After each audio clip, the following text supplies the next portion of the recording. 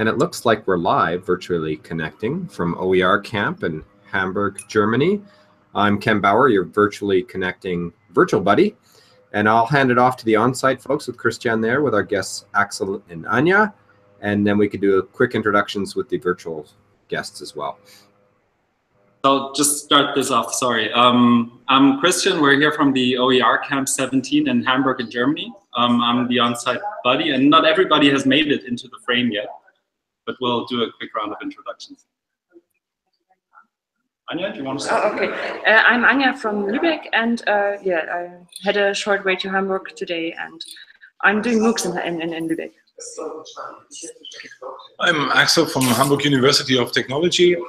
I'm a PhD candidate there. I'm working on openness and digital learning.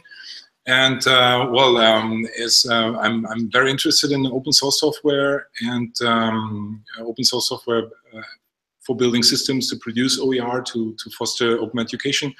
And I have specialized together with a colleague last year in implementing a system based on GitLab, Markdown, Docker, and the static site generators. So that's what perhaps I could talk about, but other things as well. I'm looking forward to the discussion.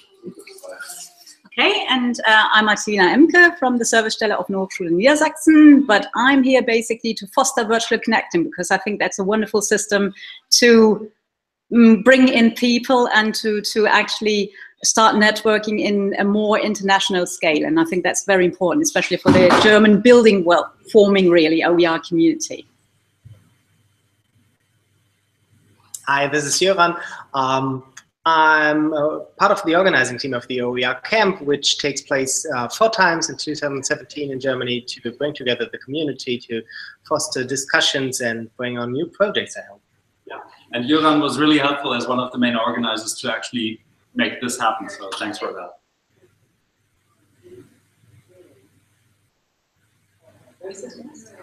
Are you muted, Ken? Is that possible? Yes, it is possible that I'm muted. We'll start, we'll go through the virtual guests. We'll start with the birthday boy, Terry, and then we'll go with Maha and then Timo. Hi, I'm Terry Green. I'm at Fleming College in Peterborough, Ontario in Canada. I'm a learning technologist there. Nice to see you. Hi, I'm Maha. I'm at the American University in Cairo in Egypt. I'm a faculty developer there. The little hand that keeps showing up is my little daughter. It's a weekend here, so she's with me at my mom-in-law's. And I'm very happy to be doing this session. And Jöran, I think I saw a very funny video by you that Christian shared with me earlier. Looking forward to talking to you guys a little bit more. And thank you, Martina and Christian, for doing this. Yeah, hi, I'm Timo, and I'm from TH Köln, educational developer over there, doing coaching with professors at our university. And yeah, we had the last OER camp in Cologne. Couldn't take part, but was nice to have you there, and looking forward for the discussion here. And I semi-introduced myself before. Ken Bauer, originally Canadian, but I've been in Mexico here for 20 years, teaching at undergraduate computer science at the Tecnológico de Monterrey. And so we'll go off to Christian and people on site. What's the buzz? What's going on there? What would you like to tell us about? I think from my perspective, what makes this a bit special is that we have, and we mentioned this in the pre-recording session, a very cross-sectional conference that focuses on both libraries, higher ed, schools, long life learning, whatever that is. And all those communities actually come together to these different OER camps that are like sequential in Germany. And I think that's kind of special and different to what I usually see happening internationally.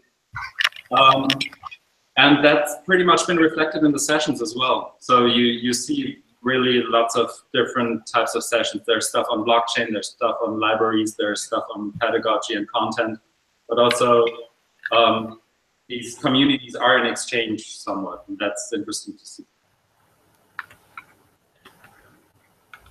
I don't know about you guys, I didn't want to. Birgit's just connecting here, so if we can hear from her, once she gets all connected, she can say hello.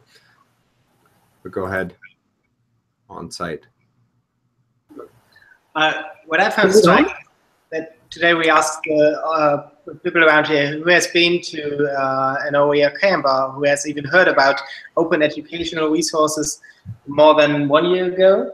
And I think it was more than half of the people who did not hear about open educational resources in Germany until 2016. So it's very much now widening the community, which of course is interesting because people around here are talking about very, very complex problems, and other people are coming into the discussion and asking about what is this, I never heard of it. It's really interesting, and it's quite a challenge to bring those communities together. Yeah, it's my impression too, because the first workshop I was in was on using PowerPoint or equivalent tools to provide OER material.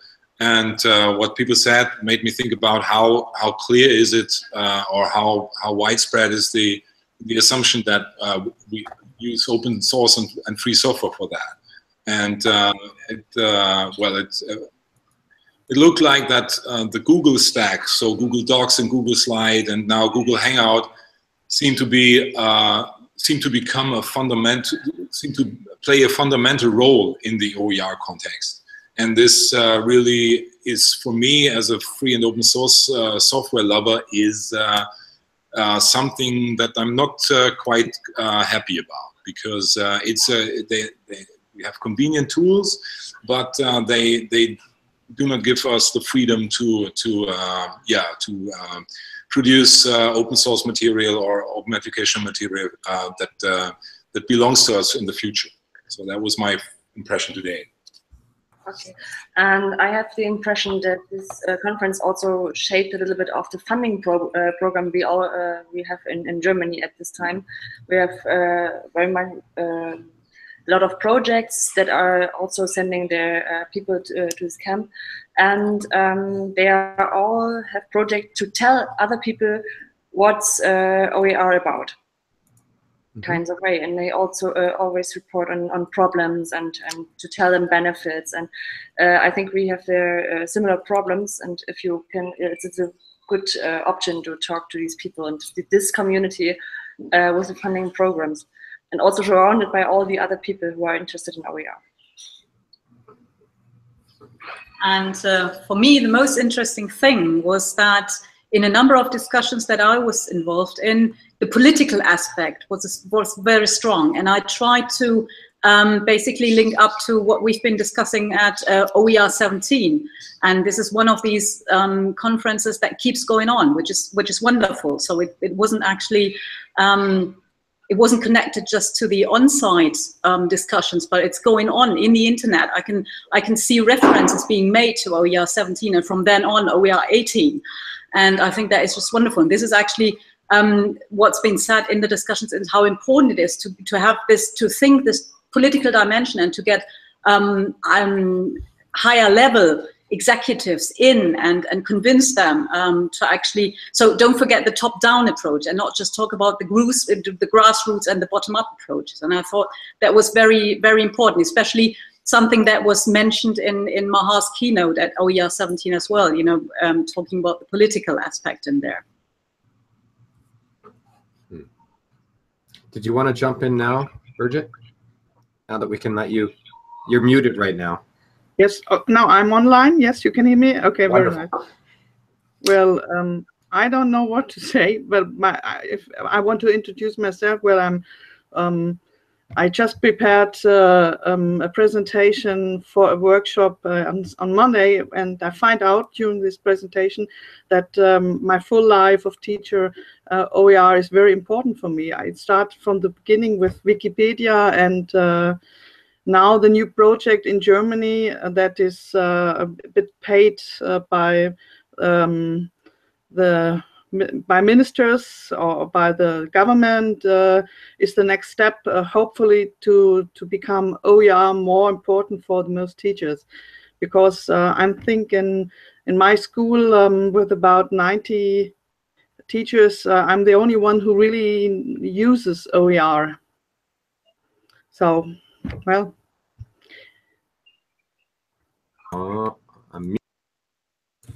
unmute, Ken.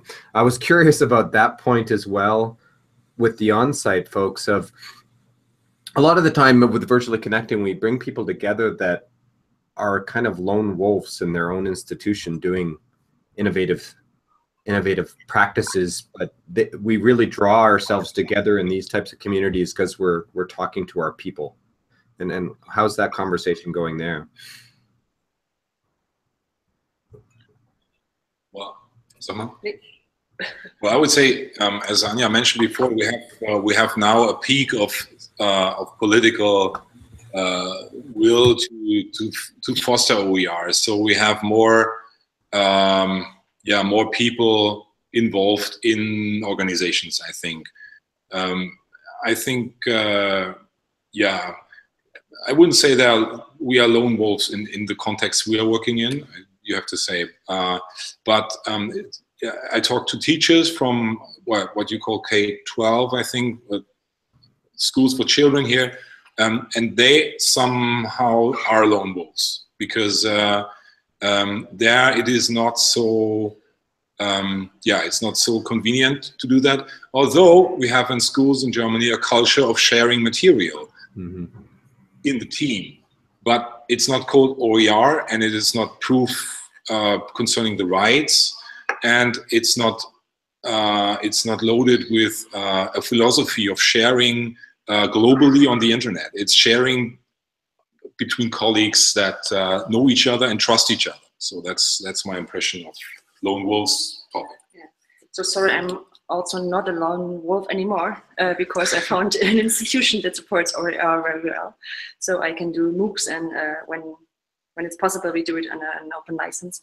But yes, I see many lone wolves, especially in the school context, because teachers like Birgit are some highlights, and I have the impression that everyone knows the 3 or 5 teachers in Germany that are using OER, and so we know also Birgit. And this is it's difficult, and we have the impression also by the funding program that we have to explain it to the others. There's OER, and you can use them, and it's okay, and it's safe, and but it's very shaped by the funding program. And we just had the discussion in the last session. This is a very German approach to teach other people what's OER and what should be their advantage from this, and not to do OER and to demonstrate what's the advantage. I think where you can also have lone wolf feeling, and this is what happened in the session with Ramona Reimer. She's from Switzerland, and she works with UNESCO trying to promote OERs, and she was actually looking at her session, which was targeted to international cooperation. She has ideas about basically putting up a proposal to the EU, basically, about promoting OER on a higher level and getting schools, getting higher education to actually have to use OERs. So that's what I meant earlier on when I said there is a political dimension here as well, which is actually quite interesting. And she said after today's session, she wants to actually start something, putting up a Google Doc or something, trying to do some collaboratively and see where it goes. And I think this is the way to do it. Not just talking about it, but really start doing something as well. Again, did you hear that? Sorry. Well, I think what should be important is, especially for the new teachers, to start with them and to show them to use OER. I know some of my colleagues that they have got material that is very interesting, and I asked one of them to share it and said, "Oh no, I don't want to do that." And maybe the reason is that she thought that it was not so good.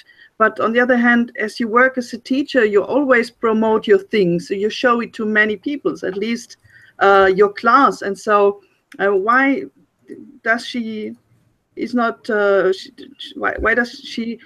want to show it to other teachers?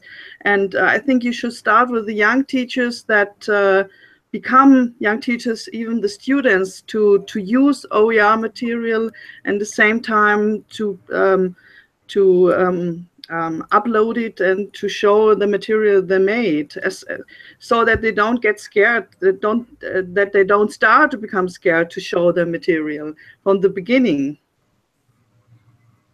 I think, Bridget, you're making a really good point in that openness doesn't have to be, like, there are a lot of ways that teachers are open with each other, like in their own school, for example, or in other semi-open communities. They don't have to go all the way open, but there's a lot of ways to be open in smaller ways in the beginning, and then you can expand that in the future.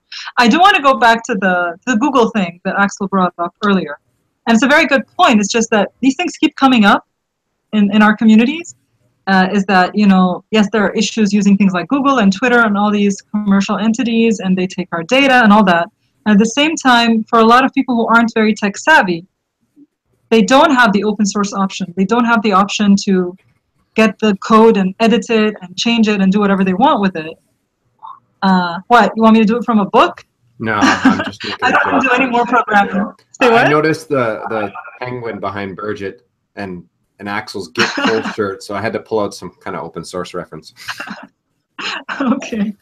And the other thing is to keep in mind also, just bringing up the word open source, is that it's a very gendered community. Mm-hmm.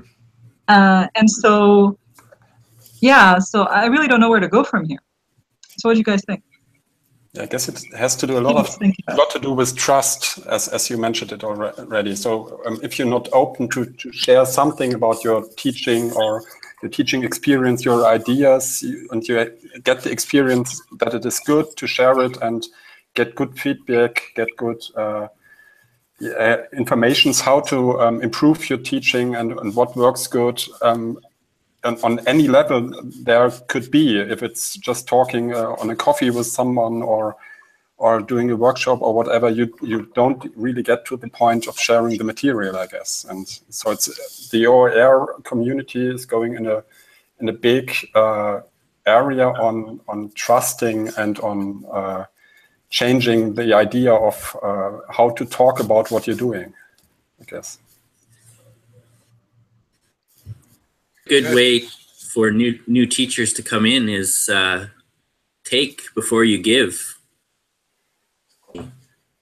and that'll help you build your confidence of what you are doing is worth sharing too, to see what's out there. Absolutely.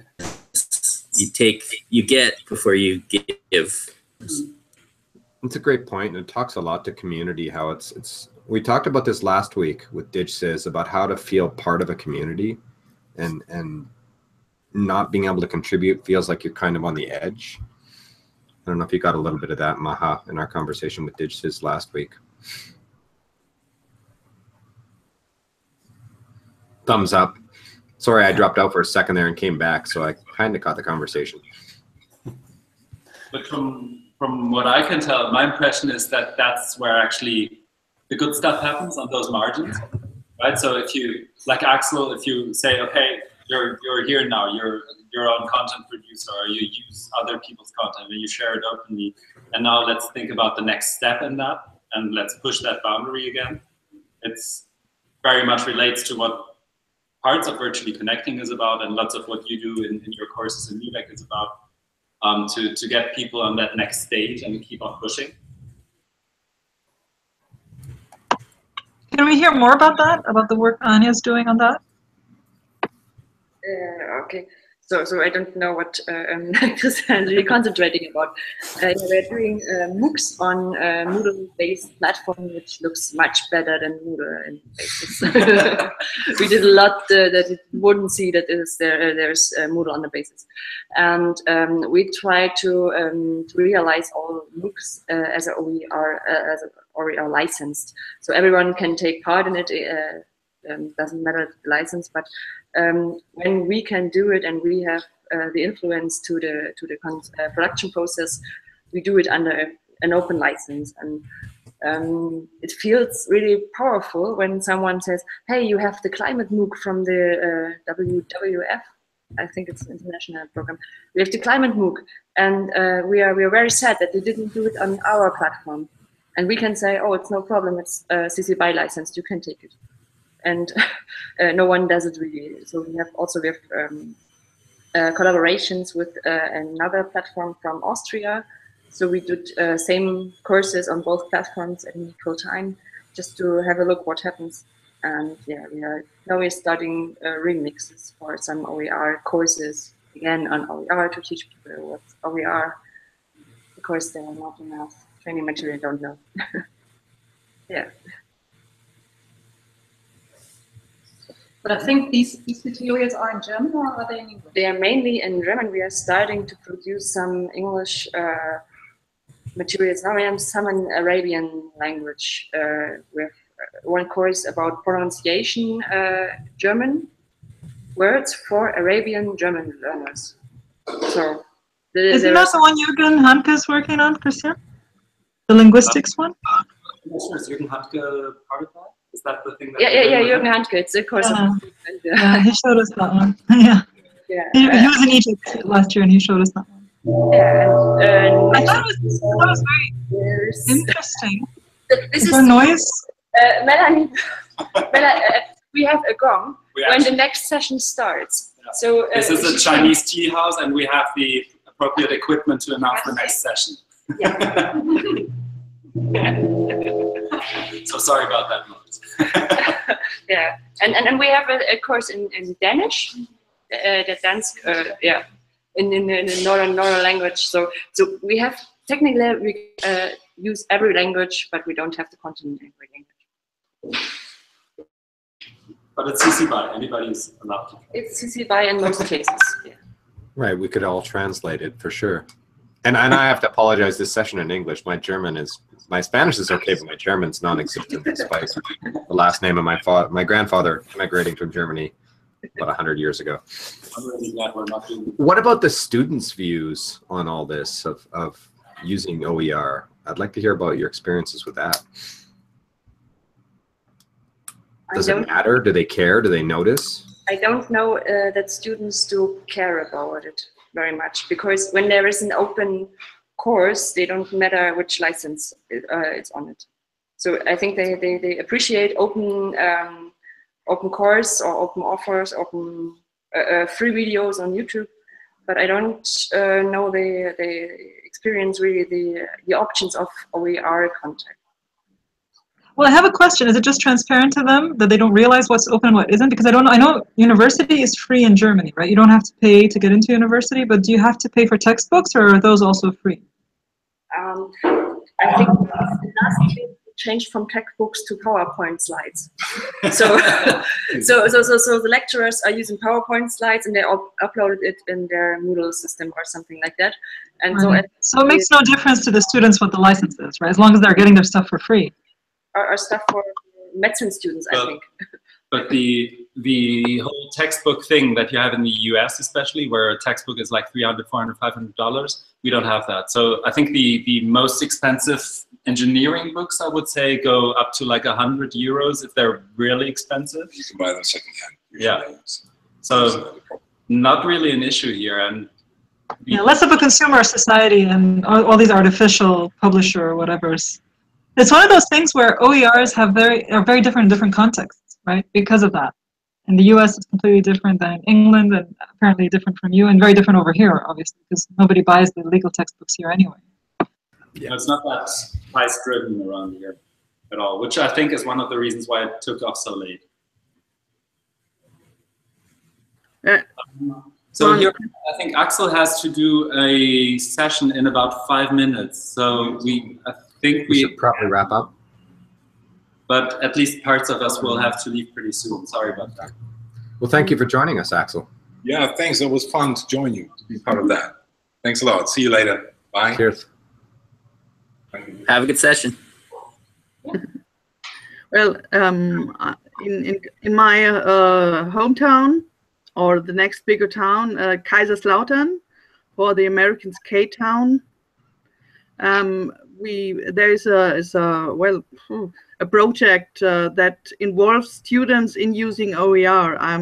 I think the German junior professor is well known in Germany in the OER community, Mandy Boos. Eva. Yeah. the last name. She married.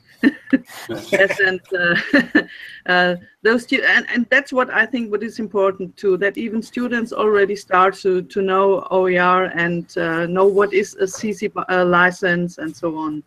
That is what's important, of course. I'm very happy with that. I was thinking along the same lines, Birgit. I think it's got to do with role modeling. And as long as we haven't got a lot of lecturers in universities who use and promote OERs and who are authentic about, you know, producing their own OERs as well, I think, you know, we really have a bit of a problem there because in most universities in Germany, it's still very, the teaching itself is very teacher-centered. Mm-hmm. So in other words, if the students are in the classroom and they are faced with a lecturer who uses OERs, who produces OERs, who points the students to OERs, they're more likely to take OERs up and actually start producing them themselves. But as long as we've got people who have the PowerPoint that Anja mentioned and just put lots and lots of links on there to paid for books and the usual traditional stuff, I don't think we will see many changes in university unless we also take the lecturers with us. Yeah. And that can also be very interesting when the students start projects or start research and start to find out new things and publish them as OER. That would be very interesting because other students could work with that too, and you don't have these student products which just got hidden in the locker rooms or whatever, and nobody knows what kind of good research is going on. Or uploaded to the LMS and deleted 18 months later on. Yeah. And a further point maybe comes from the schools. Although we are in Germany, and I know Germany is a very rich country compared to many others, we do not have Wi-Fi in each school. And if we have Wi-Fi or internet connection, sometimes or often there's no free access for the students to the internet. Yeah. So I applied the video MOOC of our platform to the schools, and we had some blended learning scenario this year, and they told me that they have to watch the videos of the at home because in the school the port to the YouTube page is blocked. So students cannot watch YouTube videos in school. So one thing I didn't expect at all, because everything is free and we use free platforms and open platforms and widespread platforms like YouTube. And so if they aren't trained to use the material, open or not, it is very difficult to teach them at university that it could be other way. Just an anecdotal reference, there was a proposed funding program, it didn't come through, of a couple of million euros to change that in schools. And the federal state, I guess is the translation of Hessen, actually proposed to use that money to do Wi-Fi and basically, what's it called? Blocking of any kind of cell phone signals in school, so that students wouldn't actually be allowed to be on the internet, instead of making it happen and promoting digital and open pedagogy or whatever it is. I mean, at that point, we would just be happy with Wi-Fi and infrastructure, right? Seriously? Like they took the money to do the opposite of what you wanted? I'm sorry, wasn't it a fake news? I'm not sure. No, that was actually, no, that was a press release by the, by one of the parliament's parties, I think. And they actually, I mean, they did propose that, and it's very much of the stereotypes around here in Germany, which tend to be true, that we are more peculiar with our data and privacy and all that, which I'm a very big fan of, but it can take different meanings and different shades as well. And yeah, because I mean, the easiest way to protect. Yeah, well, and one other thing that I was thinking is it's also a discussion about what students or what pupils are allowed to see on the internet. In the sense that I as a teacher decide what you as a learner are going to see. and I don't want you to go on the internet because my assumption is that you only use what you see to cheat on me. Okay, so copy paste things, put things from Wikipedia into your own essay or whatever, that sort of thing. I think there's this idea of controlling what the learner learns. That is also a sort of hidden agenda that goes with the idea of not giving pupils access to the internet in schools, for instance, or in universities, students. Right, and open would be very scary to that type of point of view. Yeah. You were trying to make a point there, Maha, then you disconnected and reconnected. Yeah, I was just making, I think I got digitally redlined. But anyway, I was just saying that the only way to really protect your data is not to go online in the first place, and so Google Hangouts kicked me out. They decided to protect my data by kicking me out. but yeah, the thing is, you can. I like what Nishant used to say about this, is that we think about us as the adults making the decisions for the youth, and the other way is to think of the youth as agents and give them agency to make the decisions that make sense to them and decide what their boundaries are and what their borders are, and just help them become aware of it, and then they can make those decisions. I mean, I understand for very, very young children, like less than 10 or something, that if you can't talk to them about it, maybe you want to protect them, but once they're in high school, I mean, they're on the internet outside of school anyway. You might as well use school time to help them learn how to use it properly. And the thing with OERs, I was just thinking about this right now, is that, kids will go online anyway, whether they're cheating or whether they're just doing it during the day. But the thing is that when they go online, they'll find material of whatever quality. And the good thing about OERs is that you make sure that there's some good quality material online. It's not that there isn't material. Maybe in certain languages there isn't as much as English, but the point is just good quality stuff, right? Offering that. Do we need to wrap up, Christian? Google's being funky. Yeah, it is, isn't it? I just have to say, because it's his birthday today and he definitely wins the prize of like the funkiest shirt. Congrats to Terry again while we're live. So that award goes to Terry. My technical problems. I keep dropping out. I don't know. Google says, "Oh snap." Well, we'll have another session. Yeah, Alan will be with us later at 10:45 your time, or sorry, 10:45 my time, which is. Can you bang the gong again? 5:45 p.m. your time. Sorry. Yeah. Should have done that for your birthday song. Yeah. So we'll see you guys in about an hour, right? A bit less than an hour. About an hour. See you then. It was great talking to you. Thanks so much. Yeah. Thank you, Christian. Thank you, Martina, Anja, Axel. Thank you. Thank you all to all of you. Really good discussion. Talk to you later. Bye-bye. Have a great day. I'll Bye-bye. keep this session live running here in case people want to have some conversation after. And Google I'm doesn't gonna have kick me to out again. see you soon. Thank you, Maha. Thank you. You guys keep going. Bye. Hopefully Google doesn't kick me again. Any other thoughts there before we get kicked off and I hit the stop broadcast button? Yeah. Terry, Timo, Birgit, it was great for you to jump in there as well. Yeah, it was good fun, of course. And I really don't understand the discussion because the discussion about turning off the internet, because we all work with it. We work as scientific workers, as teachers, and the students will need it later on, and we need some concepts to get them in there, and critical or not, but to work with it in some way. Yeah, I think it's an old guard. It's something's new. Let's move it away.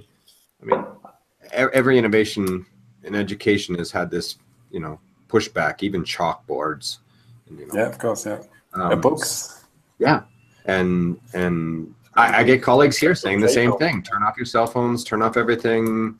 Pay attention to me, and especially when it's a very teacher-centered classroom, then that's where the focus is, and that's frustrating. I found the same thing when I was at, we talked about the nice thing of having cross levels, learning from each other in K-12 versus university, and I do a lot of professional development and flipped learning and other innovation, and I go to these elementary schools and then I notice I'm blocked, and then I just quickly fire up my VPN and get around their block. And they go, oh, wow, how do you do that? And I go, why don't you ask your students? Because they're probably already doing this.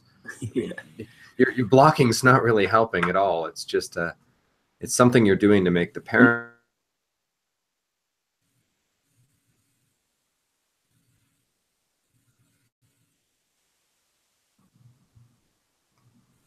Google's not being happy with me. I'm back again. Google's not being happy with me. That's like the 4th time I've been kicked out today. I think Timo got kicked out as well. Yep. Yeah, I think it's a lot to appease parents. Yeah, it's frustrating. We need to know how to use the tools. Who's cut it? You're roboting heavily. I think I'll cut this off for now, Timo and Terry, because Google's being really nasty to us today. It's a great conversation. I'd love to continue this. But actually, we will be connecting again with Alan Levine here from another session from the Open Camp 17 from Hamburg, Germany. And I will hit the stop broadcast button for now.